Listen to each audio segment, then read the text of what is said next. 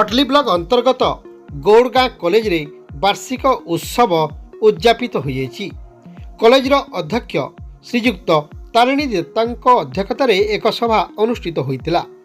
एथिरे मुख्य अतिथि भाव में भटली विधायक इराशीष आचार्य योगदान करथिबा बेले मुख्य वक्ता भाव में दहिता कॉलेजर अध्यापक सुशांत मिश्र, अन्य मानक मध्यरे बीजेपी जिला सभापति डॉक्टर अरूपानंद साहू, गौड़गाँ कॉलेज परिचालना कमिटीर सभापति दिव्यशंकर दास, बीजेपी नेता सूर्यचरण बारिक, अध्यापक सुबोध चंद्र मिश्र, दिव्य किशोर साहू, सुरेश बारिक, लोकेश्वर शाह, डाक्टर साहू, अध्यापिका मोनिता पंडा, बबीता बेहेरा, मामी साहू, निवेदिता बुधिया, मामी प्रधान, अमित प्रधान, सीताराम बारिक प्रमुख उपस्थित थे।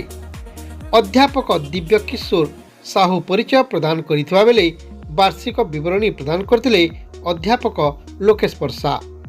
प्रथमे अतिथि मानकु कॉलेज पक्षरु स्वागत करा जायतिला। छात्र छात्री मानक द्वारा आगरु अनुष्ठित होइतिबा विभिन्न प्रतियोगिता रे कृति प्रतियोगी को अतिथिगण मानपत्र सह पुरस्कार प्रदान करथिले। एथिरे देवाचन भोई, रक्षाकारी साहू, आनंद कोठार, संतोषी स्वर्णकार प्रमुख अध्यापक अध्यापिका एवं कर्मचारी सहयोग करथिले। शेषरे अध्यक्ष तारिणी दत्ता धन्यवाद अर्पण करथिले।